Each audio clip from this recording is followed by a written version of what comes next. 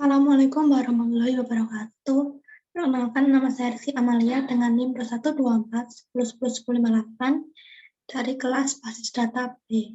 Di sini saya akan mempresentasikan hasil dari tugas Basis Data minggu lalu.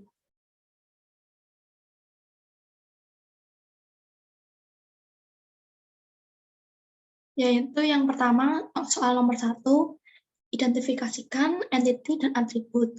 Jadi terdapat sebuah soal di mana di situ ada data dari sebuah bengkel. Nah, dari situ saya akan menyimpulkan bahwa ada sejumlah 6 entity. Yang pertama yaitu ada entity bengkel. Entity ini dikategorikan sebagai benda nyata, dan kemudian dideskripsikan karena entity ini menyimpan tentang data apa saja yang ada di bengkel tersebut. Lalu alasan kenapa ada entity itu, ada entity bengkel karena entity ini memuat data penting dan akan mempengaruhi bisnis proses, maka entity bengkel perlu dicatat. Selanjutnya ada 4 atribut, yaitu nama bengkel, ID, alamat, dan nomor telepon. Keterangan tambahannya yaitu ketika kita menjalankan sebuah bisnis proses, maka akan memerlukan data-data yang berkaitan di dalamnya. Nah, seperti nama, ID, alamat, dan nomor telepon yang ada di bengkel itu merupakan sebuah atribut yang memang penting dan harus dicatat. Yang kedua yaitu entity transaksi. Entity ini berkategori yaitu sebagai bisnis proses. Deskripsinya yaitu entity ini memang perlu ditambahkan atau dicatat karena memang bersinambungan dengan bisnis proses yang ada di penota bengkel. Alasannya karena memuat data penting dan perlu dicatat. Terdapat 2 atribut yang terdapat di entity transaksi, yaitu nomor faktur dan tanggal. Keterangannya yaitu ketika kita menjalankan suatu bisnis proses tertentu dan itu memerlukan sebuah data yang penting, maka data itu harus dicatat di dalam database. Selanjutnya yaitu yang ketiga ada entity kendaraan. Entity ini berkategorikan benda nyata dan isinya tuh menyimpan tentang biodata kendaraan. Alasannya karena di entity ini memuat sebuah data penting yang mempengaruhi bisnis proses, maka perlu dicatat. Ada 5 atribut di dalam entity kendaraan, yaitu nomor polisi, merek, mekanik ID, warna, dan tahun. Keterangannya yaitu biodata kendaraan merupakan data penting yang berkaitan dengan bisnis proses, karena memuat nomor polisi tadi, merek kendaraan, mekanik ID kendaraan, warna, dan tahun kendaraan. Oleh karena itu, entity kendaraan perlu dimasukkan ke dalam sebuah database. Selanjutnya yang keempat ada entity barang. Di entity ini merupakan sebuah kategori dari benda nyata yang mendeskripsikan data apa saja yang dibeli oleh pelanggan. Alasannya karena di sini itu entity-nya memuat data penting dan mempengaruhi bisnis proses. Makanya data ini perlu dicatatkan di dalam entity dan merupakan salah satu poin utama di dalam nota pembelian. Terdapat 4 atribut yaitu ada parts, ada kuantum, ada harga, dan ada diskon. Keterangannya, kode part sengaja tidak dimasukkan ke dalam atribut karena nantinya kode part ini akan menjadi atribut sendiri dari entity yang bernama parts. Dan jika parts itu namanya berubah, maka tidak akan membuat kesalahan atau pengubahan data yang besar karena kita hanya perlu mencatatkan ID-nya saja.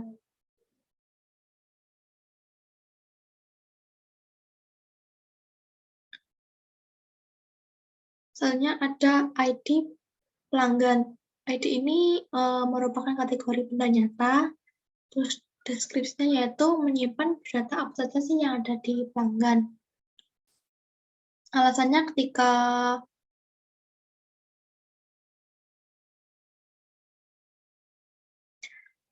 ini dimaksud entity karena data-data yang ada di pelanggan itu merupakan data-data yang penting. dan memang perlu dicatat. Atributnya ada 4, yaitu nama, alamat, nomor telepon, ID,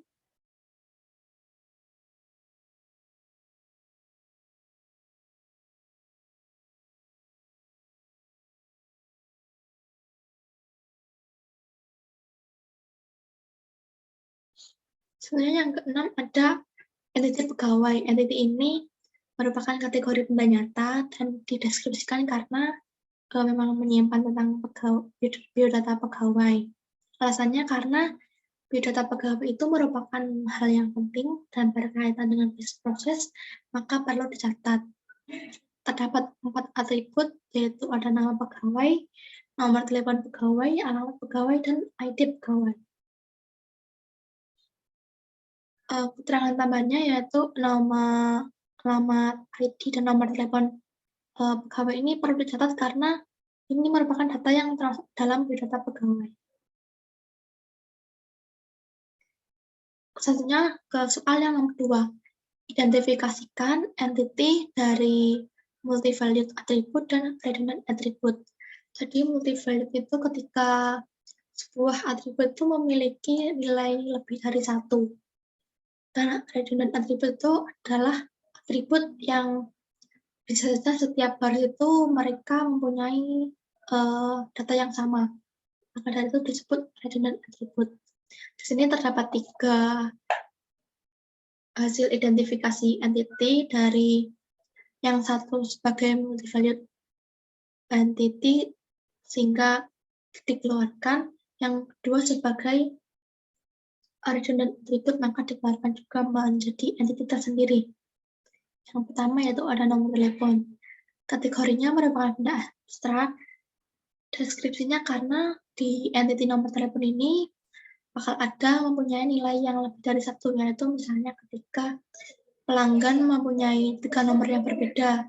Yang pertama untuk nomor telepon, yang kedua untuk nomor WA, yang ketiga bisa saja menjadi nomor SMS. Dan itu merupakan nomor yang berbeda-beda. Alasannya ketika ini dimasukkan ke dalam sebuah entity bengkel, entity nomor telepon ini akan menjadi entity multi-valued, sehingga harus dipisah menjadi entity tersendiri. Atributnya terdiri ada 3, yaitu nomor WA, nomor telepon, dan nomor SMS. Keterangannya yaitu setelah nomor telepon menjadi entity, maka nomor telepon itu harus dihapus dari atribut bengkel, atribut pelanggan, dan atribut maksudnya harus dihapus dari entity bengkel, entity pelanggan, dan entity pegawai. Mengapa ada 3 entity yang bersangkutan? Karena di atribut bengkel itu ada nomor telepon, di atribut pelanggan juga ada nomor telepon, dan di atribut pegawai itu juga ada nomor telepon. Makanya dari ketiga entity tersebut atribut nomor telepon harus dihapus. Yang kedua ada merek, yaitu nama entity-nya merek dikategorikan sebagai benda abstrak. Deskripsinya yaitu menyimpan data tentang merek kendaraan. Alasan dijadikan entity karena entity kendaraan ini menjadi redundan. Misalnya ada merek Honda, Yamaha, Suzuki, kan itu bisa dimiliki oleh kendaraan lain, sehingga harus dipisah menjadi entity tersendiri. Atributnya ada 2, yaitu ada nama dan ID merek. Keterangannya yaitu ketika nama merek itu berbeda atau berubah, maka tidak akan menimbulkan perubahan data yang besar di dalam database, karena kita cukup mencatat ID-nya saja. Dan ID itu tidak akan terganti atau sulit terganti. Selanjutnya ada parts. Di sini kategorinya sebagai benda nyata dan dideskripsikan karena menyimpan data tentang nama, spare part, dan ID-nya. Alasannya ketika entity parts ini dimasukkan ke dalam entity barang, maka akan menjadi redundant. Dan ketika nama parts-nya berubah, jenisnya berubah, maka itu bisa menimbulkan perubahan yang besar di dalam database. Maka dari itu kita perlu mengeluarkannya sendiri menjadi entity parts dan menambahkan ID-nya. Atributnya ada 2, yaitu nama parts dan ID parts. Keterangan. Setelah parts menjadi entity, atribut ini dihapus dari entity barang. Soal yang ketiga, catat atribut yang tidak bisa dimasukkan ke entity yang ada. Nah, atribut yang dimaksud ini biasanya memiliki hubungan many-to-many dengan atribut lain atau entity lain. Dan di sini ada dua atribut. Yang pertama atribut parts, dan yang kedua ada atribut merek. Di atribut parts ini termasuk ke dalam atribut yang ada di entity barang, sedangkan atribut merek ini termasuk atribut yang ada di entity kendaraan. Alasannya kenapa atribut parts ini tidak dijadikan di entity yang terkait, karena di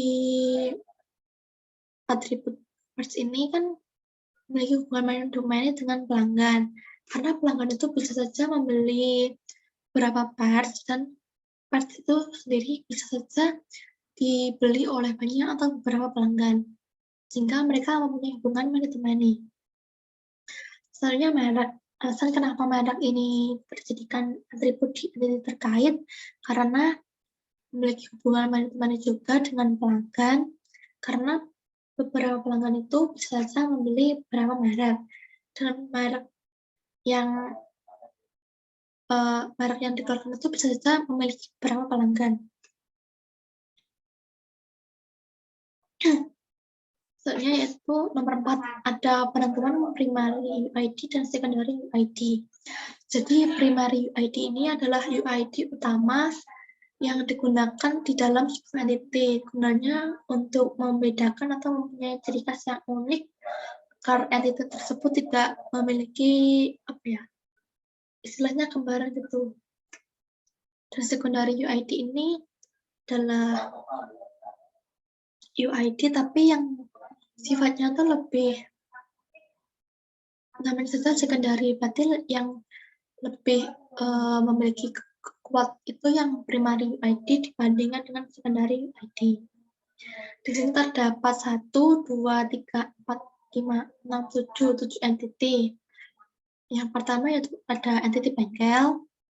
Di sini entity bengkel itu mempunyai daftar UID seperti nama bengkel dan ID. Lalu nama bengkel itu bersifat natural dan bersifat secondary. Oh iya, natural itu adalah ketika ID yang dibuat itu udah alami terbentuk. Sedangkan yang artificial itu ID yang dibuat itu memang sengaja dibuat oleh sekelompok tertentu atau usaha tertentu, orang tertentu untuk menjadi entity tersebut menjadi sebuah benda yang unik. Tetapi artificial ini ketika berada di tempat lain itu mereka bisa saja berbeda. Jadi hanya digunakan di suatu tempat atau di suatu kondisi tertentu yang memang sudah dikasih kesepakatan bersama. ID bengkel tadi bersifat artifisial dan bersifat primary, berarti utama ya primary itu. Satunya ada entity kendaraan. Di entity kendaraan ini terdapat nama pemilik dan bersifat natural atau sudah ada secara alami dan merupakan secondary. Selanjutnya di kendaraan juga ada nomor polisi. Nomor polisi ini bersifat artifisial. Karena kenapa? Karena ketika kendaraan itu berada di daerah lain, misalnya beda negara, kan itu sudah beda lagi nomor polisinya dan bersifat sebagai primary atau utama. Dan yang entity yang ketiga yaitu nama barang atau parts. Di parts ini ada daftar nama barang yang bersifat natural dan sebagai secondary. Lalu ada ID parts yang bersifat sebagai artificial dan sebagai primary. Lalu yang keempat ada entity pegawai. Di nama pegawai ini bersifat natural dan secondary, sedangkan ID pegawai ini bersifat artificial dan primary. Selanjutnya ada pelanggan. Pelanggan ini mempunyai dua daftar UID. Yang pertama nama pelanggan ini bersifat natural dan secondary, sedangkan ID pelanggan bersifat artificial dan primary. Selanjutnya ada yang ke-6, entity yang ke-6 yaitu transaksi. Di sini tanggal sebagai natural dan sebagai secondary. Lalu nomor faktur sebagai artificial dan sebagai primary. Selanjutnya yang terakhir ada entity merek. Entity merek ini ada nama merek dan ID-nya. Nama merek ini sebagai natural dan sebagai secondary, sedangkan ID sebagai artificial dan sebagai primary. Tentunya yang kelima, identifikasikan relationship antar entity. Jadi keseluruhan di sini ada 1, 2, 3, 4, 5, 6, 7, 8, 9, ada 9 horizontal dan 9 vertikal entity. Jadi di sini adalah sebuah bisa dikatakan bujur sangkar tabel karena setiap entity ini pasti memiliki hubungan dengan entity yang lain, tapi tidak memungkinkan harus wajib memiliki hubungan antar entity, jadi tidak seperti itu. Di sini misalnya bengkel itu mempunyai hubungan atau relationship dengan transaksi dan memiliki relationship dengan kendaraan, serta memiliki relationship dengan barang, pelanggan, pegawai, nomor telepon, dan parts. Mengapa memiliki transaksi di pegawai? Karena setiap bengkel itu masih ada transaksinya. Setiap bengkel itu masih erat kaitannya dengan kendaraan. Dan bengkel juga pasti menyediakan barang-barang yang diperjualbelikan. Di bengkel juga selalu ada pelanggan yang ingin menserviskan motor atau membeli oli atau sebagainya. Dan di bengkel juga harus ada pegawai yang untuk melayani, serta bengkel juga mempunyai nomor telepon untuk dikontak. Dan bengkel ini juga menjual spare part yang dibutuhkan oleh pembeli. Tentunya di transaksi. Transaksi ini mencatat kendaraannya, dan selalu mencatat barang-barang apa yang dibeli, terus mencatat siapa pembelinya, maka dari itu ada hubungannya dengan pelanggan. Dan transaksi ini juga mencatat siapa yang menjadi pegawai pada waktu itu. Dan di transaksi juga mencatat merek motor karena itu merupakan biodata yang wajib dari sebuah kendaraan. Lalu mencatat barang-barang apa yang dibeli oleh pelanggan. Makanya di sini mempunyai hubungan transaksi dengan parts. Selanjutnya yaitu kendaraan. Kendaraan memiliki relationship dengan barang. Karena kendaraan itu memerlukan barang-barang yang ingin dibeli, misalnya ingin mengganti sebuah spare part-nya, atau mengganti oli, atau mengganti ban. Lalu kendaraan itu mempunyai relationship dengan pelanggan karena setiap kendaraan itu memiliki nomor kepemilikan. Nah, kepemilikannya itu ada hubungannya dengan pelanggan juga. Terus kendaraan ini ada kaitannya dengan merek karena setiap kendaraan yang dikeluarkan itu pasti berasal dari merek-merek tertentu. Lalu kendaraan mempunyai hubungan dengan parts karena kendaraan itu memerlukan parts apa sih yang ingin dibeli atau ingin dibenahi atau ingin diservis. Satunya barang.